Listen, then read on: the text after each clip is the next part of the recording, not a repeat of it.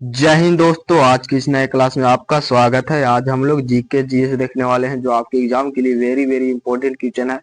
वही सब क्वेश्चन लाए हैं, तो चैनल पर नए हैं तो चैनल सब्सक्राइब कर लीजिएगा। और इनमें से किसी भी क्वेश्चन का आंसर आपको पता होगा तो कमेंट बॉक्स में बताते चलिएगा, जिससे मुझे पता चलेगा कि आपको कितना क्वेश्चन याद है। और चैनल पर नए हैं तो चैनल सब्सक्राइब कर लीजिएगा और सेशन में लास्ट तक जरूर रहिएगा, जिससे सारा क्वेश्चन याद हो जाएगा। आपको एग्जाम में एक भी क्वेश्चन ना छूट पाए तो लास्ट तक जरूर रहिएगा। फर्स्ट नंबर क्वेश्चन है कि भारत में मसालों का प्रदेश किसे कहा जाता है। भारत में मसालों का प्रदेश जो है वह केरल को कहा जाता है। तो इसका ऑप्शन नंबर ए जो है वो करेक्ट, जो है केरल को जो है वो मसालों का प्रदेश कहा जाता है, तो याद रखिएगा। नेक्स्ट नंबर क्वेश्चन है कि मानवाधिकार पुरस्कार के प्रथम प्राप्तकर्ता कौन है। तो मानवाधिकार पुरस्कार के प्रथम प्राप्तकर्ता कौन है, तो ये जो है वो नेल्सन मंडेला है। तो इसका ऑप्शन नंबर बी जो है वो करेक्ट होगा। नेल्सन मंडेला जो है वो मानवाधिकार पुरस्कार के प्रथम प्राप्तकर्ता है, तो याद रखिएगा। नेक्स्ट नंबर क्वेश्चन है कि हड़प्पा सभ्यता के अवशेष निम्नलिखित स्थान में से कहाँ प्राप्त नहीं हुए थे। तो ये जो है वो नागार्जुन कोड़ा में जो है प्राप्त नहीं हुए थे। तो इसका ऑप्शन नंबर सी जो है वो करेक्ट होगा, नागार्जुन कोड़ा में, तो याद रखिएगा।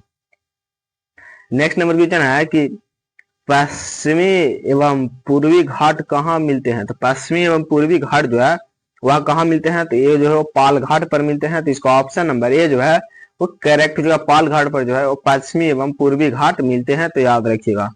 नेक्स्ट नंबर क्वेश्चन की ओर चलते हैं। नेक्स्ट नंबर क्वेश्चन 5 है कि हुमायूंनामा किसकी रचना है। तो हुमायूंनामा जो है वह किसकी रचना है, तो यह जो है हुमायूंनामा जो है वह गुलबदन बेगम की रचना है। याद रखिए, गुलबदन बेगम की जो है यह रचना है। तो इसका ऑप्शन नंबर बी जो है वो करेक्ट जो है, हुमायूंनामा जो है वह गुलबदन बेगम की रचना है, तो याद रखिएगा दोस्तों। नेक्स्ट नंबर क्वेश्चन है कि निम्नलिखित में से किसको लैंड ऑफ गोल्डन पेंगोड़ा कहा जाता है। तो लैंड ऑफ गोल्डन पेगोड़ा जो है वह किसे कहा जाता है, तो ये जो म्यांमार को कहा जाता है। तो इसका ऑप्शन नंबर डी जो है वो करेक्ट जो है, म्यांमार को जो है वो लैंड ऑफ गोल्डन पेगोड़ा कहा जाता है, तो याद रखिएगा। नेक्स्ट नंबर क्वेश्चन क्यों चलता है। नेक्स्ट नंबर क्वेश्चन 7 है कि पैगोड़ा क्या है। तो पैगोड़ा क्या कहा है, तो ये जो है एक बौद्ध मंदिर है। तो इसका ऑप्शन नंबर बी जो है वो करेक्ट का बौद्ध मंदिर है। पैगोड़ा जो है वह एक बौद्ध मंदिर है, तो याद रखिएगा। नेक्स्ट नंबर क्वेश्चन है कि जोरस्टियन कहलाते हैं। तो जोरस्टियन क्या कहलाते हैं, तो वो लोग जो है वो अग्नि को पूजन जाति के लोग में कहलाते हैं। तो ये जो जोरस्टियन धर्म के जो लोग होते हैं वह अग्नि को पूजा करते हैं, तो याद रखिएगा। इसे हिंदी में जो है वो पारसी धर्म कहते हैं। जो जो टाटा थे वो इसी धर्म के थे। नेक्स्ट नंबर क्वेश्चन है कि प्रशासनिक रतन टाटा जो है वो पारसी धर्म के थे, तो याद रखिएगा। नेक्स्ट नंबर क्वेश्चन है कि प्राथमिक दृष्टि से अब भारत कितने राज्यों एवं केंद्र शासित प्रदेश है। ये जो है वो 28 राज्य और 8 केंद्र शासित प्रदेश है, याद रखिएगा। 8 जो है वह केंद्र शासित प्रदेश है और 28 राज्य है, याद रखिएगा। नेक्स्ट नंबर क्वेश्चन है कि संयुक्त राष्ट्र शिक्षा विज्ञान एवं संस्कृति संगठन का मुख्यालय कहाँ स्थित है। संयुक्त राष्ट्र शिक्षा विज्ञान एवं संस्कृति संगठन का मुख्यालय कहाँ स्थित है, तो यह जो है वो पेरिस में स्थित है। तो इसका ऑप्शन नंबर ए जो है वो करेक्ट होगा। पेरिस में जो है वो संयुक्त राष्ट्र शिक्षा विज्ञान एवं संस्कृति संगठन का मुख्यालय है, तो याद रखिएगा। नेक्स्ट नंबर क्वेश्चन है कि कैगा में होता है। तो कैगा में क्या होता है, तो कैगा में जो है वो नाभिकीय ऊर्जा का उत्पादन होता है, याद रखिएगा। नाभिकीय ऊर्जा का उत्पादन जो है वह कैगा में होता है। तो इसका ऑप्शन नंबर सी जो है वो करेक्ट हो जाएगा। कैगा में जो है वो नाभिकीय ऊर्जा उत्पादन होता है, तो याद रखिएगा। नेक्स्ट नंबर क्वेश्चन है कि राज्यसभा की पहली बैठक किस वर्ष संपन्न हुई थी। तो राज्यसभा की पहली बैठक जो है वह किस वर्ष संपन्न हुई थी, तो ये हुई थी 1952 ईस्वी को। इसका ऑप्शन नंबर बी जो है वो करेक्ट जो है, 1952 ईस्वी जो है राज्यसभा की पहली बैठक संपन्न हुई थी, तो याद रखिएगा। नेक्स्ट नंबर क्वेश्चन 13 है कि हारमुज जल संधि निम्नलिखित में से किन दो देशों को अलग करती है। तो हारमुज जल संधि जो है वह किन दो देशों को अलग करती है, तो ये जो ईरान एवं ओमन को करती है। तो इसका ऑप्शन नंबर डी जो है वो करेक्ट हो जाएगा। ईरान व ओमन के जो है वो हारमुज जल संधि जो है वो अलग करती है, तो याद रखिएगा। नेक्स्ट नंबर क्वेश्चन है कि शक संवत जो 78वें से प्रारंभ होता है वह प्रकट करता है। तो यह क्या प्रकट करता है, तेज, यह जो है वो कनिष्ठ का शासन प्रकट करता है। तो इसका ऑप्शन नंबर ए जो है वो करेक्ट हो जाएगा, कनिष्ठ का शासन को प्रकट करता है, तो याद रखिएगा। नेक्स्ट नंबर क्वेश्चन को चलते हैं। नेक्स्ट नंबर क्वेश्चन 15 है कि बीज में की चित्रण पद्धति में का आविष्कार किसने किया था? तो क्यूबिज में की चित्रण पद्धति का आविष्कार किसने किया था? ये जो है वो पाब्लो पिकासो किया था। तो इसका ऑप्शन नंबर सी जो है वो करेक्ट जो है, पाब्लो पिकासो ने इसका आविष्कार किया था, तो याद रखिएगा। अगर वीडियो पसंद आए तो वीडियो को लाइक एंड शेयर जरूर कीजिएगा। तो चलते हैं अगले नंबर क्वेश्चन की ओर। अगला नंबर क्वेश्चन है कि मुस्लिम लीग के प्रत्यक्ष कार्यवाही दिवस कब मनाया जाता है? तो मुस्लिम लीग ने प्रत्यक्ष कार्यवाही दिवस कब मनाया था?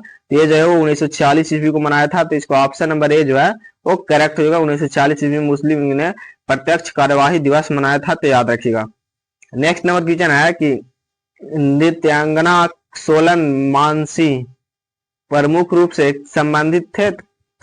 तो नृत्यांगना सोलह मानसिंह प्रमुख रूप से संबंधित किससे है? तो ये जो है वो भरतनाट्यम से है। तो इसका ऑप्शन नंबर बी जो है वो करेक्ट जो है भरतनाट्यम से है, तो याद रखिएगा।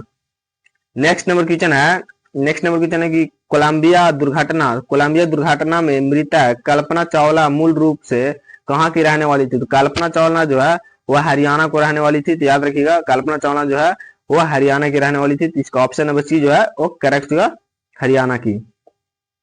नेक्स्ट नंबर क्वेश्चन है कि तंजारे के बृहद मंदिर का निर्माण किया था। तो बृहद मंदिर का निर्माण जो है वह किसने किया था? तो राजा चोल ने किया था, तो याद रखिएगा राजा ने किया था तंजौर के बृहद मंदिर का निर्माण, तो याद रखिएगा। नेक्स्ट नंबर क्वेश्चन की ओर चलता है। नेक्स्ट नंबर क्वेश्चन 20 है कि भारतीय कृषि अनुसंधान परिषद के वर्तमान महानिर्देशक कौन है? तो वर्तमान महानिर्देशक कौन है? तो ये है डॉक्टर हिमांशु पाठक। तो इसका ऑप्शन नंबर ए जो है वो करेक्ट है। डॉक्टर हिमांशु पाठक जो है वो अनुसंधान परिषद के वर्तमान महानिर्देशक है, तो याद रखिएगा। नेक्स्ट नंबर क्वेश्चन है कि रेड स्क्वायर कहाँ स्थित है? तो रेड स्क्वायर जो है वह कहाँ स्थित है? तो ये जो है वो मॉस्को में स्थित है। तो इसका ऑप्शन नंबर सी जो है वो करेक्ट जो है मॉस्को में स्थित है रेड स्क्वायर, तो याद रखिएगा। नेक्स्ट नंबर क्वेश्चन है कि स्टैचू ऑफ लिबर्टी स्थित है। तो स्टैचू ऑफ लिबर्टी जो है वह कहाँ स्थित है? तो ये जो है वो न्यूयॉर्क में स्थित है, याद रखिएगा। इसका ऑप्शन नंबर बी जो है वो करेक्ट जो है न्यूयॉर्क में स्थित है स्टैचू ऑफ लिबर्टी, तो याद रखिएगा। नेक्स्ट नंबर क्वेश्चन को चलते हैं। नेक्स्ट नंबर क्वेश्चन 23 है कि भारत का परमाणु रिएक्टर ध्रुव स्थित है। तो भारत का परमाणु रिएक्टर ध्रुव कहाँ स्थित है? तो ये जो है ट्राम्बे में स्थित है। तो इसका ऑप्शन नंबर सी जो है वो करेक्ट जो है ट्राम्बे में जो है वो भारत का परमाणु रिएक्टर ध्रुव स्थित है, तो याद रखिएगा।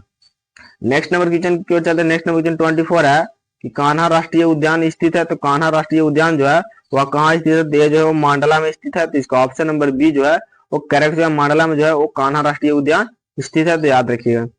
नेक्स्ट नंबर क्वेश्चन है कि सरदार सरोवर परियोजना निम्नलिखित में से किस नदी पर स्थित है? सरदार सरोवर परियोजना जो है वह किस नदी पर स्थित है? तो ये जो नर्मदा नदी पर स्थित है। तो इसका ऑप्शन नंबर बी जो है वो करेक्ट जो है नर्मदा नदी पर स्थित है, तो याद रखिएगा।